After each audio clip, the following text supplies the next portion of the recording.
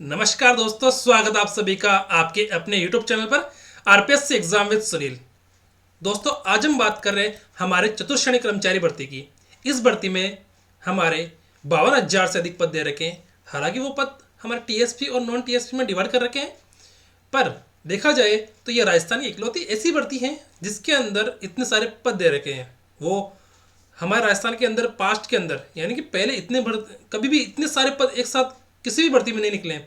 हालांकि रीट के अंदर निकले थे, पर वो दोनों लेवल फर्स्ट और लेवल सेकंड के अंदर थी। केवल एक सिंगल पोस्ट इतनी भर्ती कभी नहीं निकली है। आप लोगों के पास एक सुनहरा अवसर है इस भर्ती में लगने का। इसके एग्जाम हमारे सितंबर महीने में प्रस्तावित है। दोस्तों, आप लोगों को अपनी तैयारी को इस प्रकार से करना है ताकि आप लोगों का सिलेक्शन आसानी से हो जाए। इस भर्ती के अंदर हमारे जो सिलेबस है, उस सिलेबस के अंदर हमारे गणित का जो पोर्शन दे रखा है, उस गणित के पोर्शन में 25 प्रश्न तो सिर्फ और सिर्फ गणित के दे रखे हैं। यानी सीधा सीधा गवर्नमेंट ये कह रही है या पेपर ये कह रहा है कि अगर आप लोगों को अगर चतुश्रेणी कर्मचारी लगना है तो गणित पढ़ना ही पड़ेगा, और जिसने गणित पढ़ ली उसका सिलेक्शन आसानी से हो जाएगा। क्योंकि दोस्तों, 25 प्रश्न एक तरफा जीत। पता है ना कि हम देखते हैं कि किसी किसी एग्जाम के अंदर किसी का सिलेक्शन हो जाता है तो बोलता है ना कि मैंने सिर्फ और सिर्फ एक पोर्शन मेरा अच्छा था और मेरा सिलेक्शन आसानी से हो गया। तो दोस्तों, उसका जो पोर्शन अच्छा था ना, वो सिर्फ गणित का पोर्शन ही अच्छा हो सकता है। आप जीके का पोर्शन अच्छा नहीं कर सकते। क्योंकि 25 प्रश्न आ रहे तो आपके 25 में से 25 कर दोगे क्या? नहीं कर सकते ना। गणित ही एक ऐसा सब्जेक्ट है, एक ऐसा जो पोर्शन है, ऐसा पार्ट है हमारे सिलेबस के अंदर जिसके अंदर हम अपना 100% दे सकते हैं और 100% मार्क्स ही ला सकते हैं। इसी क्रम में हमने हमारे चतुश्रेणी कर्मचारी भर्ती के अंदर जो हमारा सिलेबस दे रखा है उसके अंदर औसत टॉपिक दे रखा है। उस औसत टॉपिक की हमने 6 क्लासें ले चुके हैं और आज हमारे 7वीं क्लास है। दोस्तों, इसी प्रकार आप जुड़े रहिए मेरे चैनल से, क्योंकि हम यहाँ पर चतुश्रेणी कर्मचारी है उस भर्ती का सारा कंप्लीट कोर्स निःशुल्क करेंगे। सर कंप्लीट कोर्स के अंदर सिर्फ गणित। ठीक है दोस्तों, चलो शुरू करते हैं आज की क्लास। औसत, ठीक है, कि प्रथम 15 प्राकृत संख्याओं का औसत क्या है? क्या दोस्तों, प्रथम 15 प्राकृत संख्याओं का औसत क्या है? प्राकृत संख्या क्या बोलते हैं दोस्तों? प्राकृत संख्या। दोस्तों, प्राकृत संख्या होती है दोस्तों हमारे 1 2 3 डैश इन्फिनेटिव तक। वो एन तक भी हो सकती है या डैश आगे करके इन्फिनेटिव तक। ठीक है, तो प्राकृत संख्या ही बोल रहा है कि प्रथम 1 2 3 4 डैश 10 11 12 13 14 15 तक की संख्याओं का औसत क्या है। तो दोस्तों, औसत निकालने के लिए चलो औसत का फॉर्मूला क्या होता है ये देखो। पहले तो औसत हमारा दोस्तों क्या होता है? औसत प्रेक्षणों का योग बटा प्रेक्षणों की संख्या। ये हमने देख लिया था कि हमारा जो प्रेक्षणों का योग है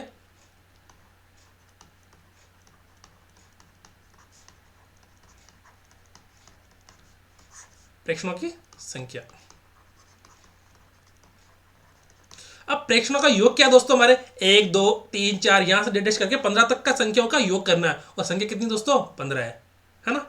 पर दोस्तों, अगर हम ऐसा करेंगे तो क्या है, थोड़ा लंबा मेथड हो जाएगा। क्या हो जाएगा दोस्तों? थोड़ा लंबा मेथड हो जाएगा। तो दोस्तों, इन्होंने क्या कर दिया कि प्राकृत संख्या का योग का फॉर्मूला क्या दे दिया कि प्राकृत संख्या है हमारी, उसका योग का फॉर्मूला क्या दे दिया इन्होंने? प्राकृत संख्याओं के योग का फॉर्मूला दोस्तों हमारे n ऑफ n प्लस 1/2 है या नहीं दोस्तों? कि हमारे n ऑफ n प्लस 1/2 क्या है दोस्तों? हमारे प्राकृत संख्याओं के योग का फॉर्मूला। ठीक है दोस्तों, प्राकृत संख्याओं के योग का फॉर्मूला क्या है हमारा? n of n plus 1/2। अगर हम इसका औसत निकालें, क्या निकाले दोस्तों? इसका औसत निकालेंगे तो क्या करेंगे? इसके अंदर n का भाग दे देंगे। औसत बराबर n ऑफ n प्लस 1/2। ये तो हो गया योग। पर दोस्तों, योग को हम बोलेंगे प्रेक्षणों का योग, है ना। हमारा प्रेक्षणों का योग देखो दोस्तों, यहाँ पर क्या है? प्रेक्षणों का योग। तो ये प्रेक्षणों का योग तो हो गया, पर प्रेक्षणों की संख्या कितनी है? यहाँ पर प्रेक्षणों संख्या देखो n है ना, n नंबर दे रखे है ना, योग में n आ रहा है, तो n ही हमारी संख्या होगी कि वो n तक की संख्याओं का योग कर रहा है। कितनी संख्या दोस्तों? वो 1 2 3, देखो ये यहाँ तक की, देखो 1 2 3 n तक की संख्याओं का योग कर रहा है। ये n तक की संख्या का योग कर रहा है, तो योग तो हमने निकाल लिया, पर औसत निकालने के लिए हम क्या करेंगे, उन संख्याओं का भाग देंगे। और वो संख्या कितनी दोस्तों, n संख्या है, तो n का भाग दे दो इसके अंदर। ठीक है, n का भाग दे दिया तो क्या है हमारे पास, n से n कैंसिल हो जाएगा, तो हमारे पास बचा n+1/2। ये क्या हो गया दोस्तों, औसत हो गया। क्या हो गया दोस्तों, ये औसत। ठीक है, इतनी संख्याओं का प्रथम n प्राकृत संख्याओं का औसत, क्या, प्रथम n प्राकृत संख्याओं का औसत। तो प्रथम n प्राकृत संख्याओं का, प्राकृत संख्या तो ये दे रखी है, और इसका औसत कौन सा हो गया, ये औसत हो गया। ठीक है, अब हम देखते हैं आगे। अब प्रश्न क्या देगा कि प्रथम 15 प्राकृत संख्याओं का औसत क्या है, तो n बराबर क्या रख दो दोस्तों, 15 रख दो और आंसर आ गया। मैं क्या कह रहा हूं दोस्तों, प्रश्न सेट कर लो और आंसर निकाल लो, बस इतना ही करना है हमको। समझ में आ गई मेरी बात, कि अपन लोगों को क्या करना है दोस्तों, प्रश्न सेट करना है और आंसर निकालना है। आप बस अब तो ही करनी है। ठीक है, तो करे बाद में क्या होगी दोस्तों, तो आगे औसत आप औसत, और आप एन कितनी संख्या दे रखी है, 15, तो यहाँ 15 रखो और एक जोड़ो इसके अंदर, बटे हुए 2 करो, 15 एक 16 बटे हुए 2 बराबर 8। तो हमारा आप औसत कितने आ गया, 8 आ गया।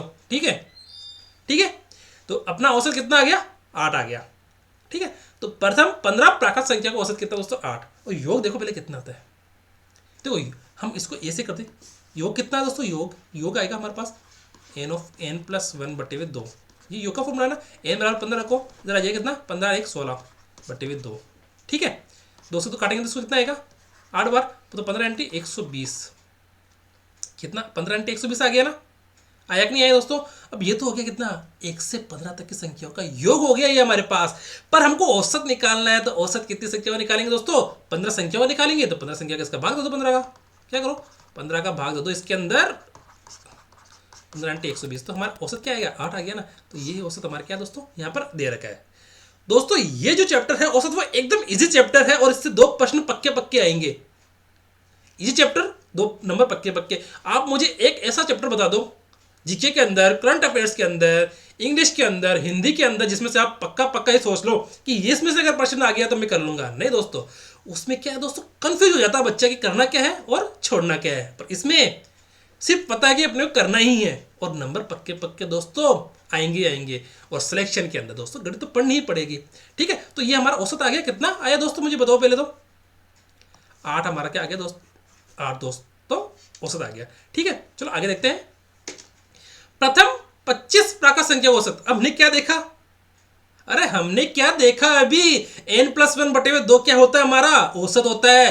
प्रथम प्राकृत संख्याओं का औसत क्या होता है दोस्तों, ये देखो आप पहले कि प्रथम प्राकृत संख्याओं का औसत क्या है, प्रथम प्राकृत संख्याओं का, प्रथम n प्राकृत संख्याओं का औसत देखो n+1/2 है ना। तो अब इसको अपन क्या कर लेते हैं, यहां पर इसको यहीं पर ऐसा का ऐसा ही लिख दो कि प्रथम n, क्या, प्रथम n प्राकृत संख्याओं का औसत,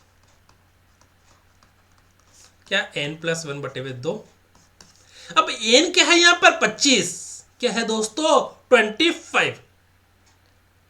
मैं ये कह रहा हूं फॉर्मूला थोड़ा सा देखो, मैं क्या कह रहा हूं, बेसिक चीजों सीखोगे ना, बेसिक चीज, तो आप लोगों को प्रॉब्लम नहीं आएगी। एडवांस चीज सीख लोगे ना, तो आप लोग क्या है, हर प्रश्न में एडवांस चीज है ना अप्लाई नहीं कर सकते। एडवांस दोस्तों तब कर सकते हो आप अप्लाई जब आपकी प्रैक्टिस इतनी हाई हो, प्रैक्टिस आप मतलब हर चैप्टर की प्रैक्टिस आप इतनी तरीके से कर चुके हो कि आप लोगों को क्या हो जाए दोस्तों, प्रश्न भी याद हो जाए और प्रश्नों को करने का तरीका पता लग जाए।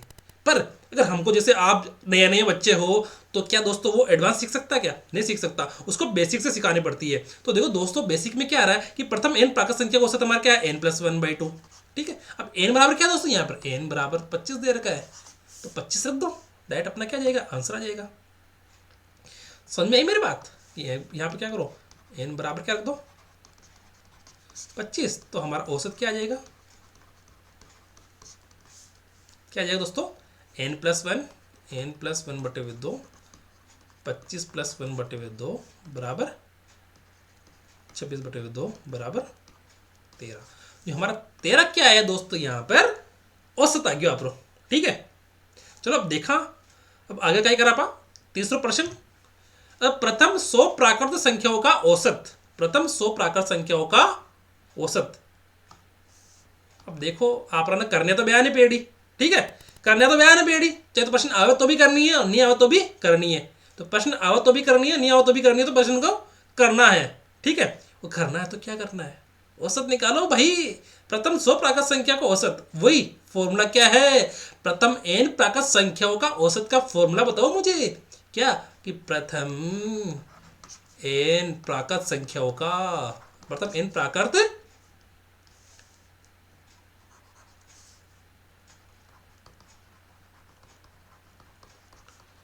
संख्याओं का औसत क्या निकालना है दोस्तों, औसत निकालना है। औसत निकालना है तो फॉर्मूला क्या है, n+1/2। और यहाँ n बराबर कितना है, 100 दे रखा है, और 100 दे रखा है तो अपन को निकालना है औसत। औसत निकालना तो निकाल दो। अरे औसत निकालना तो औसत तो निकालना है, निकालने में क्या जा रहा है, औसत बराबर n+1/2। n बराबर कितना, 100 + 1/2 कितना है हमारे पास, 101/2। कितनी बार जाएगा दोस्तों, 50.5 बार इसका भाग जाएगा। तो देखो कितना है, ये भी नहीं है, ये भी नहीं है, ये अपना आंसर आ गया। आप आंसर पत्तो ही करनी है कि प्रश्न सोल्व हो जाए, ठीक है, प्रश्न सोल्व, आंसर आ गया। अपने को सिलेक्शन लेना है, अपने को वहां पर अपने को होशियारी नहीं करनी है कि अपने को दोस्तों की एडवांस चीज़ सीखनी है। बेसिक से चलना है, एडवांस अपने आप आ जाएगा।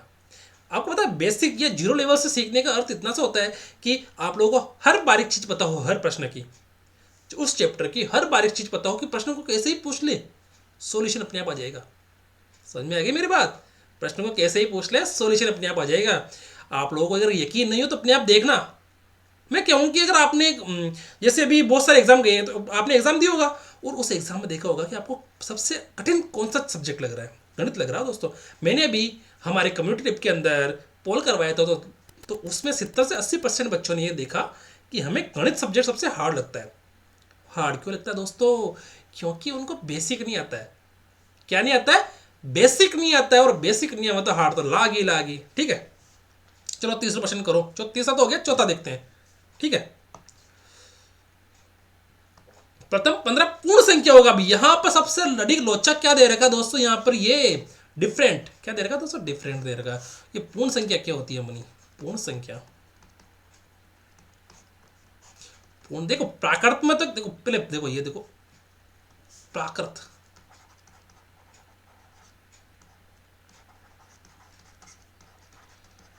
प्राकृत संख्या 1 2 3 n, ये तो प्राकृत हो गई। प्राकृत में क्या जोड़ दो, जीरो जोड़ दो, जीरो हो जाएगी 1 0 1 2 3 4 n, ये पूर्ण संख्या होगी। प्राकृत में जीरो जोड़ते ही वो क्या हो जाएगी, पूर्ण संख्या हो जाएगी। तो पूर्ण संख्या देखो 15 पूर्ण संख्या है ना, तो 0 1 0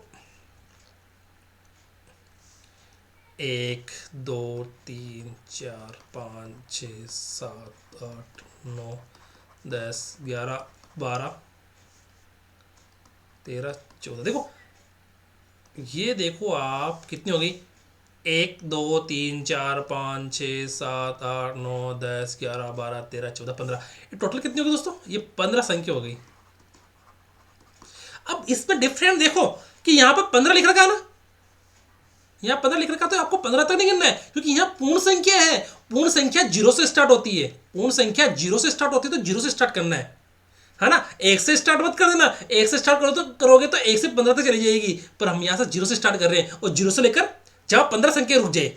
ये 15 तक नहीं बोल रही है कि 15 संख्या, ये 15 संख्या नहीं बोल रही है, ये 15 नंबर तक बोल रही है कि 15 अपने को संख्या लेनी है, 0 से 1 2 3 4 15 तक होनी चाहिए, वो 15 नंबर हो जाना चाहिए वो टोटल। जैसे 0 भी जुड़ना है, 0 को बोलना 1, फिर 1 को 2, 2 को 3, 3 संख्या होगी ना। जैसे मैं कहूँ कि यहाँ पर अगर आपको समझ में नहीं आ रहा तो अपन एक बार और देख लेते हैं कि देखो ये तो होगी एक संख्या, ये होगी, इसको यहाँ से देख लेते हैं, देखो ये तो होगी एक संख्या, फिर ये होगी 2, ये होगी 3, ये कितनी संख्या होगी, 3 संख्या हो गई नहीं है, 0 1 2 3 संख्या हो गई ना। इस प्रकार 1 2 3 ये भी 3 संख्या हो जाएगी, और ये कितनी हो जाएगी, ये भी 3 संख्या हो जाएगी, ये भी 3 संख्या हो जाएगी, और ये भी 3 संख्या हो जाएगी। तो 3 5 15 हो गई ना, 5 3 3 3 5 हो गया ना, 3 5 15 संख्या है। तो दोस्तों ये बोल रहा है कि प्रथम 15 पूर्ण संख्याओं का औसत, पूर्ण संख्या 0 से स्टार्ट होती है और प्राकृत संख्या 1 से स्टार्ट होती है। तो समझ में आ गई। अब देखो यहाँ पर n की वैल्यू कितनी है दोस्तों, n की वैल्यू कितनी है मुझे ये बताओ पहले। तो n तो 14 आएगा ना, 14 आएगा ना n, या 15 आएगा, क्योंकि जीरो तो अपने यहाँ से लेना ही नहीं है, जीरो से लेना ही नहीं है ना दोस्तों। इसका अब देखो प्रथम पूर्ण 15 पूर्ण संख्याओं का औसत, तो इसका औसत क्या हो जाएगा n+1/2। ठीक है, n+1/2 ये है क्या इसका फॉर्मूला, मुझे ये बताओ दोस्तों। इसको हम एक चीज से और कर सकते हैं। एक और हमारा क्या होता है दोस्तों,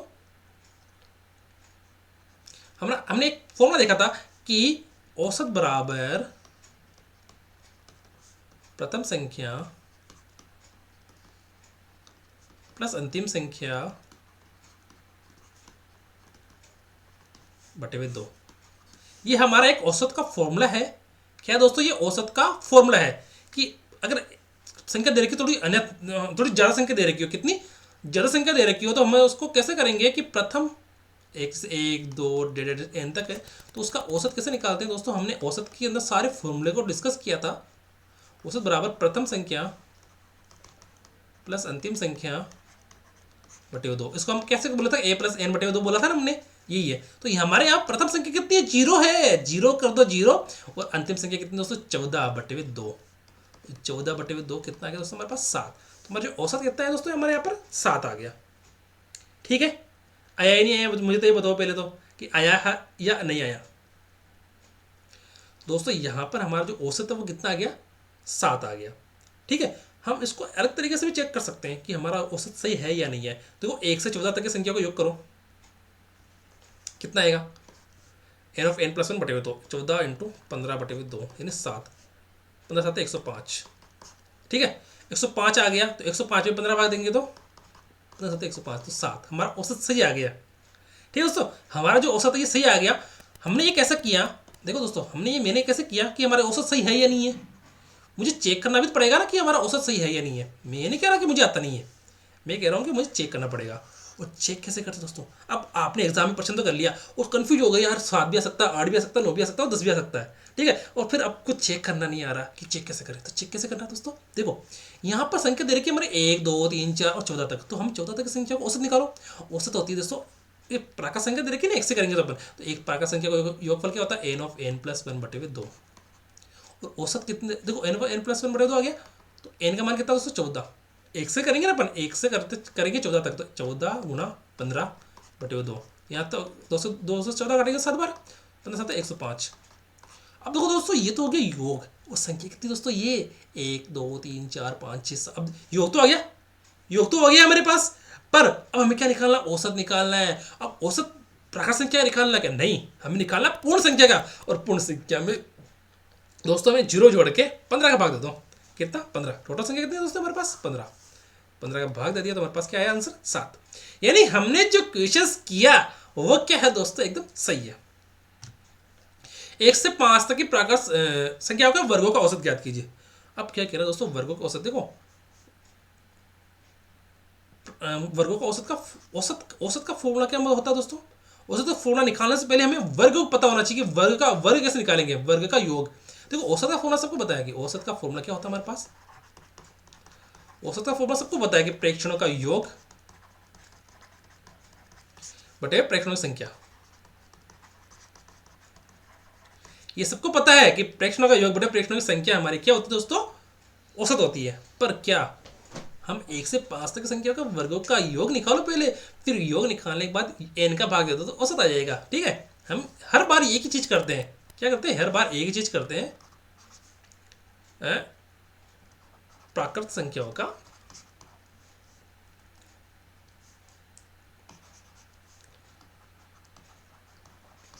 प्रथम n प्राकृत संख्याओं के वर्गों का योग क्या होता है दोस्तों, n+1 to n+1/6, ये होता है इसका योग का फॉर्मूला। अगर मैं उसको औसत निकालूं, क्या निकालूं दोस्तों, औसत निकालूं, तो औसत क्या होता है, प्रेक्षणों का योग बटे प्रेक्षणों की संख्या। अब प्रेक्षणों का योग तो हो गया n of n plus one two n plus one बटे 6, पर अगर मैं कहूं कि ये कितने संख्याओं का योग, वर्गों का योग निकाला मैंने, n संख्याओं का निकाला ना, तो n का भाग दे दो। औसत निकालने के लिए क्या कर दो, औसत निकाल लो। यहां से औसत निकालने क्या करेंगे, n of n plus one two n plus one बटे 6, और n का भाग दे दिया हमने वापस, तो n से n कैंसिल हो गया, तो औसत हमारे क्या आ गया वापस। अब औसत क्या है दोस्तों हमारे पास, n plus one two n plus one बटे 6, तो ये हो गया हमारे पास औसत, यानी प्रथम n प्राकृत संख्याओं के वर्गों का औसत। औसत का फॉर्मूला आ गया हमारे पास। अब यहाँ पे क्या रखो दोस्तों, अब n बराबर रख दो 5, क्योंकि 1 से 5 तक की संख्या के वर्गों का औसत निकालना है हमें, तो 1 से 5 तक की संख्या निकालना, तो 5 होगी संख्या कितनी होगी दोस्तों, क्या होगी, 1 2 3। देखो इसका प्रश्न का अर्थ हो गया कि एक का स्क्वायर प्लस 2 का स्क्वायर प्लस 3 का स्क्वायर प्लस 4 का स्क्वायर प्लस 5 का स्क्वायर का औसत निकालना है। तो हमें क्या करना है, औसत निकाल लो। यहाँ से औसत निकालो भाई, औसत निकालो। तो हमारे पास n का मान तो दे रखा 5 प्लस 1, और 5 गुणा 2 प्लस 1 बटे 6, 5 और 1 6 गुणा 5 दूनी 10 और 1 11 बटे 6, 6 से 6 कैंसिल, तो बचा कितना 11। तो हमारे पास औसत कितना है दोस्तों, 11। क्या है दोस्तों, हमारे पास औसत कितना आ गया, अभी 11 आ गया। ठीक है, समझ में आ गया दोस्तों, इजी प्रश्न है, सिर्फ फॉर्मूला याद रखना है हमें, या फिर फॉर्मूला याद नहीं कर सकते तो हमारे पास प्रेक्षणों का योग बटे प्रेक्षणों की संख्या है, तो हमारे पास ये जो हमारा औसत का फॉर्मूला है वो याद रख लो। ठीक है, इसके अलावा और कुछ स्पेशल नहीं है। ठीक है, अब देखते हैं 1 से 10 तक की संख्याओं के वर्गों का औसत। अब वर्गों का औसत निकालना है, तो औसत का फॉर्मूला हमारे पास दे ही रखा है पहले से ही। देखो औसत का फॉर्मूला हमारे पास, वर्गों का औसत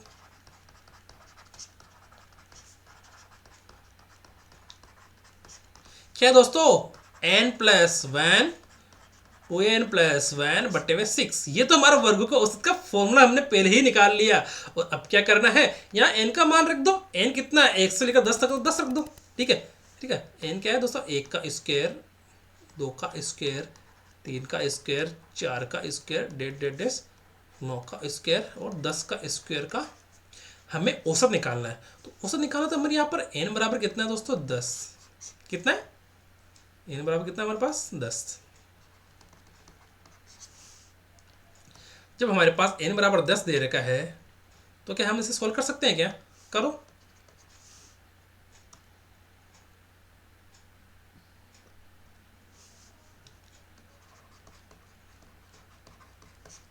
औसत बराबर n का मान हमें क्या रखना, 10, 10 प्लस 1, 10 गुणा 2 प्लस 1 बटे 6, 10 और 1 11 गुणा 10 दूनी 20 और 21 बटे 2, और किसको n plus one two n plus one,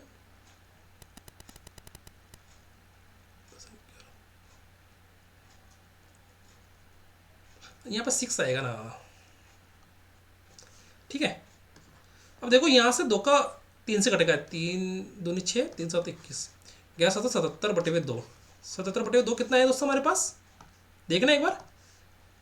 3 दूनी 3 तरीक 3 दूनी 6, फिर बचा 17, 8 15। ठीक है,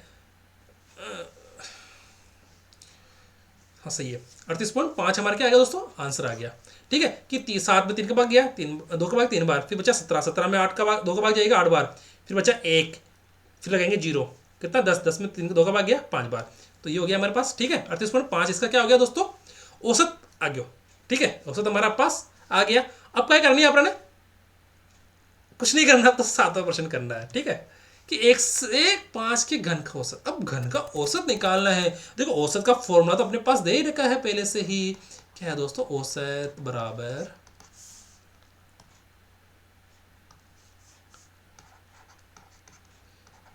प्रेक्षणों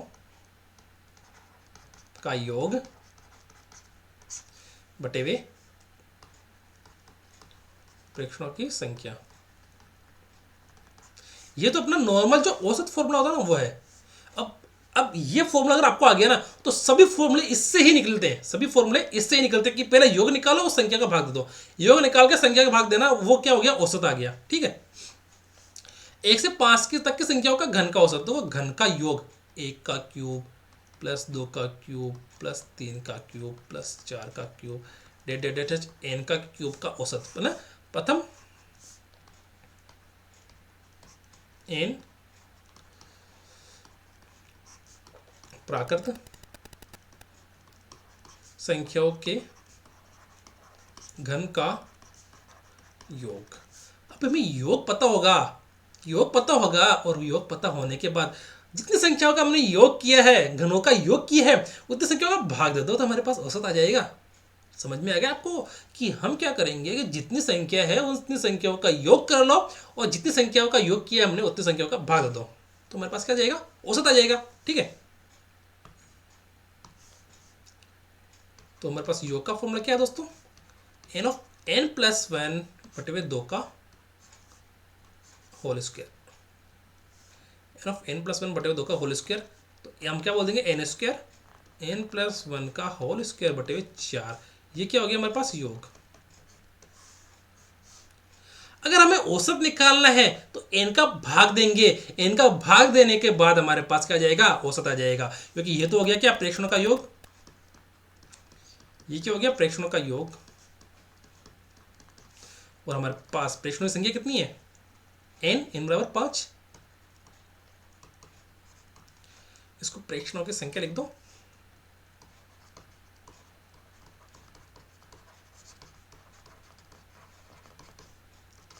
एन बराबर 5। ठीक है, तो औसत निकाल लो, निकाल सकते हैं क्या, औसत बराबर एन का, नहीं पहले देखो इसके अंदर औसत का एक डायरेक्ट फॉर्मूला निकाल लेते हैं कि एन बराबर हम क्या रखो, प्रेक्षणों संख्या एन है ना अपने पास। ठीक है, एन है तो हम औसत निकाल लो इससे ही पहले। ठीक है, एन निकालो, फिर एन बराबर 5 रख देंगे। ठीक है, तो एन को n square n plus one का होल स्क्वायर बटे हुए 4, तो अपन ने एन का भाग दे देंगे औसत निकालने के लिए, तो एन का भाग दिया तो एन से एन कैंसिल हो जाएगा, तो हमारे पास क्या बचेगा, 2 एन में से एक एन कैंसिल हो गया ना, तो हमारे पास एन प्लस वन का होल स्क्वायर बटे हुए 4, ये हो गया हमारे पास औसत। किसका औसत, प्रथम एन प्राकृत संख्याओं के घन का औसत, प्रथम एन प्राकृत संख्याओं के घन का औसत क्या हो जाएगा, प्रथम एन प्राकृत संख्याओं के घनों का औसत। ठीक है,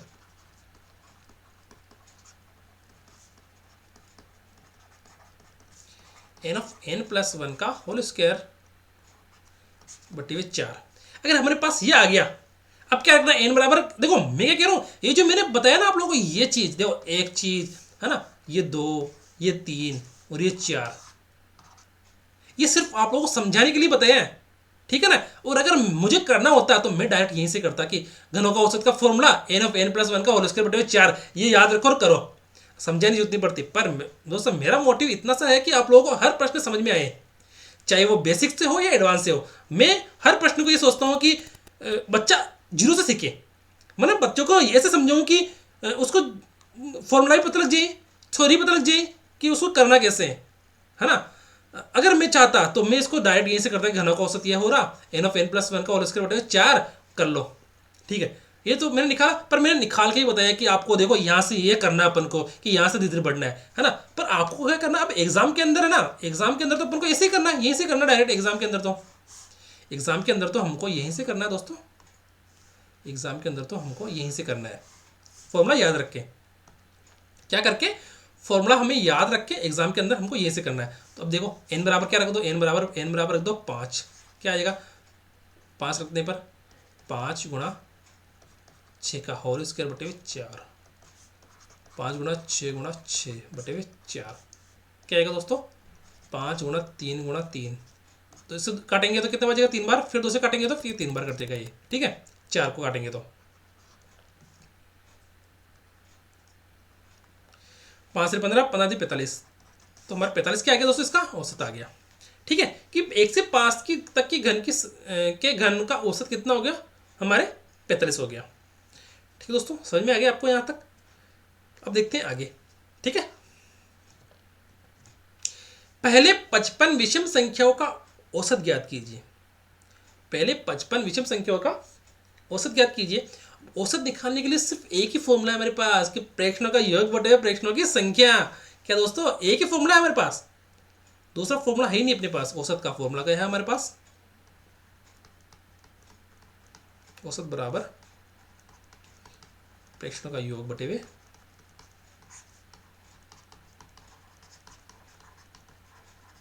प्रेक्षणों की संख्या। अब क्या कह रहा हूं, पहले 55 विषम संख्या। विषम संख्या क्या होती है? जैसे 1 3 5 7 डेश क्या है 53 और 55। तो इतनी संख्याओं का क्या करना है हमको? औसत निकालना है। जो औसत निकालने के लिए हम क्या कर रहे हैं, देखो हमारे पास पहले 55 विषम संख्याओं का औसत ज्ञात कीजिए। औसत तो ज्ञात कर लेंगे, पर देखो दोस्तों ये विषम संख्या है, हमको इसका योग पता होना चाहिए। पहले योग पता कैसे करेंगे, मुझे पहले तो ये बताओ। देखो दोस्तों विषम संख्याओं का योग क्या होता है, पहले ये देखो। प्रथम फॉर्मूला देखते हैं पहले। प्रथम n विषम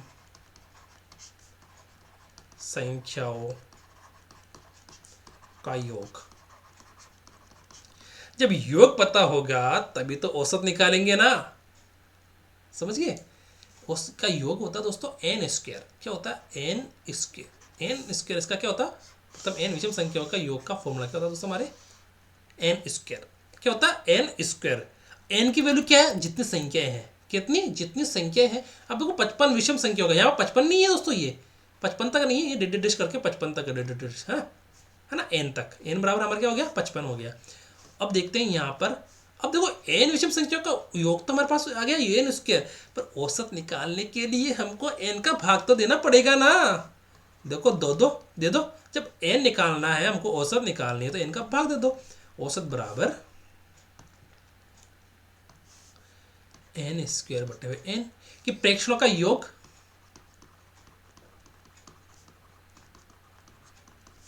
और ये क्या हो गया हमारे पास? प्रेक्षणों की संख्या।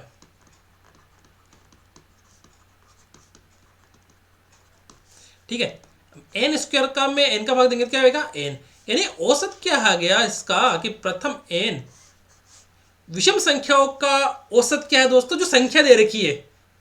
क्या समझे नहीं आप कि पहले 55 विषम संख्या को औसत ज्ञात कीजिए। जो संख्या दे रखी है ना, जो n दे रखा है वही अपना औसत है ना। कि पहले 55 विषम संख्या को औसत ज्ञात कीजिए, जो n दे रखा है वही औसत है। यहाँ n क्या दे रखा है? या n दे रखा 55, तो 55 ही अपना क्या आ जाएगा? आंसर आ जाएगा। 55 क्या आ जाएगा दोस्तों? अपना आंसर आ जाएगा। ठीक है,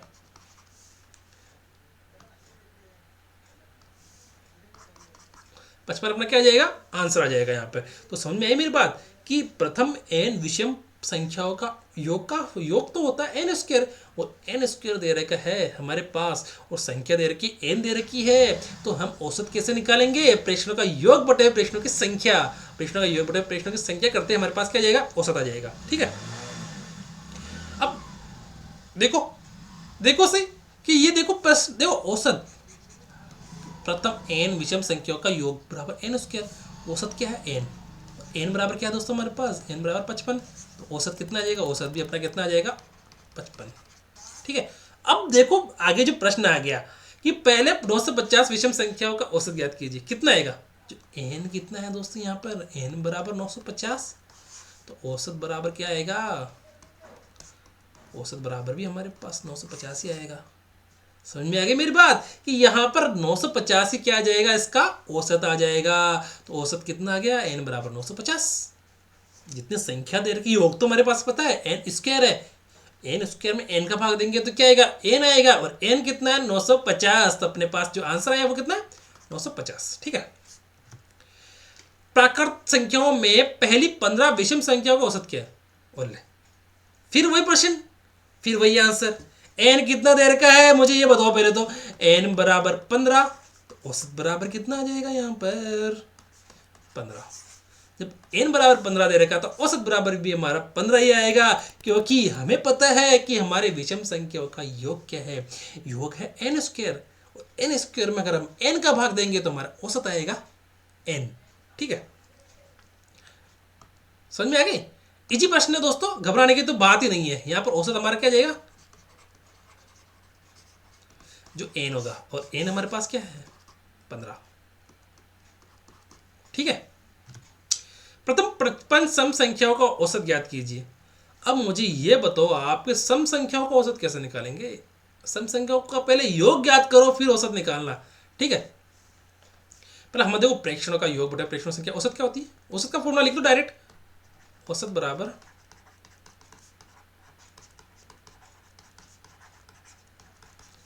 प्रेक्षणों का योग बटे प्रेक्षणों की संख्या। ठीक है, कि प्रेक्षणों का योग बटे प्रेक्षणों की संख्या क्या होती है हमारी, औसत। औसत हो गई हमारे पास।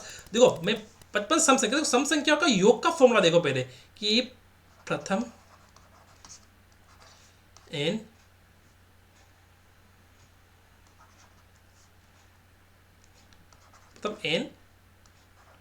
सम प्राकृत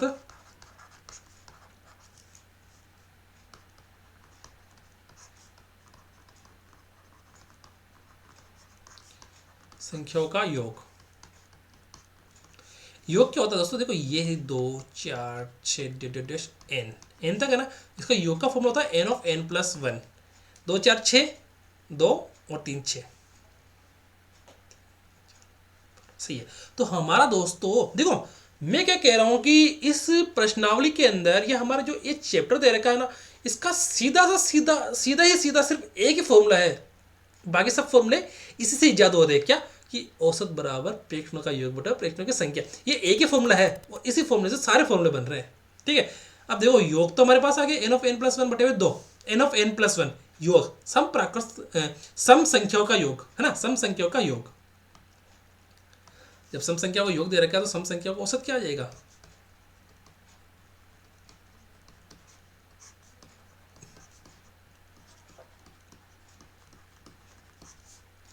औसत बराबर क्या जाएगा हमारा ना, योग बटे हुए या प्रेक्षणों का योग बटे प्रेक्षणों की संख्या। तो प्रेक्षणों की संख्या तो हमारे पास एन दे रखी है ना, कि एन समप्राकृत संख्या, तो एन ही हमारी क्या है दोस्तों, संख्या। ये एन क्या है दोस्तों, एन ही तो है संख्या। प्रेक्षणों योग बटे प्रेक्षणों की संख्या, प्रेक्षणों की संख्या कितनी होगी अपनी एन, और योग क्या हो गया, ये तो हो गया हमारा प्रेक्षणों का योग, प्रेक्षणों का योग। ये क्या हो गया दोस्तों हमारा प्रेक्षणों का योग, और संख्या कितनी है प्रेक्षणों की एन। ये क्या अपने पास, ये एन क्या है दोस्तों अपने पास, एन प्रेक्षणों की संख्या। ठीक है, तो योग तो हमारे पास पता है एन ऑफ एन प्लस 1 है, और संख्या कितनी है एन, तो एन से एन कैंसिल हो गया, तो हमारे पास औसत क्या आया एन प्लस 1। यानी प्रथम 55 सम प्राकृत संख्या का औसत ज्ञात कीजिए, तो एन प्लस 1 कर देंगे। प्रथम एन संख्याओं का, एन सम प्राकृत संख्याओं का औसत ज्ञात कीजिए, तो एन प्लस 1। ठीक है, अब देखो मुझे बताओ एन प्लस 1 हमारा क्या हो गया दोस्तों, यहाँ पर एन प्लस 1 हो गया हमारा औसत, सम प्राकृत संख्याओं का औसत। अब हम देखते हैं अगर एन बराबर 55 रख दूं, मैं क्या रख दूं 55, तो औसत क्या आ जाएगा मेरा, एन प्लस 1 55 प्लस 1 56, 56 अपना क्या आ गया दोस्तों, यहाँ पर औसत आ गया।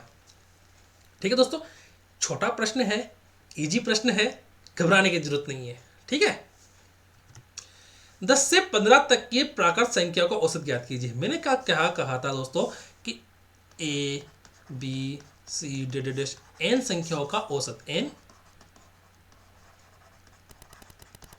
संख्याओं का औसत। इसका औसत का फॉर्मूला होता है दोस्तों कि जो प्रथम संख्या होती है ना, प्रथम संख्या प्लस अंतिम संख्या बटे हुए 2। तो प्रथम संख्या तो अपनी ए है, अंतिम संख्या कितनी है एन, बटे हुए 2 कर दो। इसी प्रकार अपने यहां पर देखो, यहां पर अगर हम फॉर्मूला लगाए तो ए तो क्या हो गया अपने 10, एन बराबर कितना हो गया 50। ए तो हो गया अपना 10 और एन बराबर हो गया दोस्तों 50। तो हमारा जो औसत आया वो कितना आएगा, औसत आएगा वो कितना आएगा 10 प्लस 50 बटे हुए 2। क्या आएगा दोस्तों 10 प्लस 50 बटे हुए 2। तो अपना जो औसत आ गया वो कितना आया 10, तो 10 आ गया, 10 की जगह 10 और 10 और 50 60 बटे हुए 2। तो कितना है दोस्तों हमारे पास 30। अपने औसत कितना आ गया 30। कितना आ गया दोस्तों 30 आ गया। अब क्या है दोस्तों, इसका फॉर्मूला क्या है कि प्रथम संख्या प्लस अंतिम संख्या बटे हुए 2। ठीक है दोस्तों, प्रश्न कैसे लगे मुझे ये कमेंट करके बताना कि प्रश्न कैसे लगे। हमारे एग्जाम में ऐसे ही प्रश्न आएंगे, घबराना नहीं है कि घबरा गए और प्रश्न छोड़ के आ गए। घबरा गए ना तो फेल हो जाओगे। कॉन्फिडेंस ऐसा रखना कि आप लोग 25 में से दोस्तों कम से कम 23 24 25 प्रश्न तो करके आओ। मैं कह रहा हूं कि अगर जिस बच्चे ने 20 प्लस प्रश्न कर दिया ना गणित के, उसका सिलेक्शन है। जिसने 20+ प्रश्न कर दिए उसका सिलेक्शन है। और सिलेक्शन चाहिए दोस्तों तो गणित तो पढ़नी पड़ेगी। इतना हार्ड भी नहीं है कि आप लोग सोचो कि यार इतनी गणित आएगी नहीं मुझे। गणित देखो यार, जॉब चाहिए तो पढ़नी तो पड़ेगा ना। आप खुद सोचो कि अगर आपको गवर्नमेंट जॉब चाहिए तो पढ़ना तो पड़ेगा ना। मुझे ये बताओ कि पढ़ना पड़ेगा या नहीं पड़ेगा? पड़ेगा दोस्तों। जब पढ़ना पड़ेगा तो गणित पढ़ो ना आप। गणित पर 25 प्रश्न आ रहे दोस्तों। ऐसा नहीं है कि 5-7 क्वेश्चन आ गए तो चलो 5-7 आते तो हम भी सोचते हैं कि यार 5-7 ये 2-3 तो कर लेगा बच्चा, पर 25 प्रश्न है। 10 क्वेश्चन तो देखो सब करके आएंगे। ये मान लो 10% तो सब करके आएंगे। 25 जो करेगा वो सिलेक्शन लेगा। अब 10% जो करके आएगा, अब 10 से लेकर 25 के बीच में डिफरेंस रह गया, जो सबसे ज़्यादा करेगा वो जीतेगा। यानी जो 20+ जिसके राइट होंगे वो उसका सिलेक्शन आसानी से हो जाएगा। ठीक है दोस्तों, आज के लिए सिर्फ इतना ही। मिलते हैं नेक्स्ट वीडियो में। इसी टॉपिक का एक लास्ट वीडियो और रहेगा। तब तक के लिए दोस्तों थैंक यू। और दोस्तों अगर वीडियो अच्छा लगा हो तो मेरे चैनल को लाइक कीजिए, शेयर कीजिए और सब्सक्राइब कीजिए। दोस्तों हम इसी प्रकार हमारे चैनल पर वीडियो पटवार चतुश्रेणी कर्मचारी की जो वैकेंसी आ रही है उसके अंदर जो अलग टॉपिक दे रखे हैं ना, गणित के जो टॉपिक दे रखे हैं उन टॉपिक्स को हम अलग अलग कर रहे हैं, है ना। और दोस्तों हम 1-2 दिन के अंदर हमारे फर्स्ट ग्रेड का जो सिलेबस है उसके अकॉर्डिंग भी हम तैयारी करेंगे। ठीक है, तब तक के लिए thank you and good night.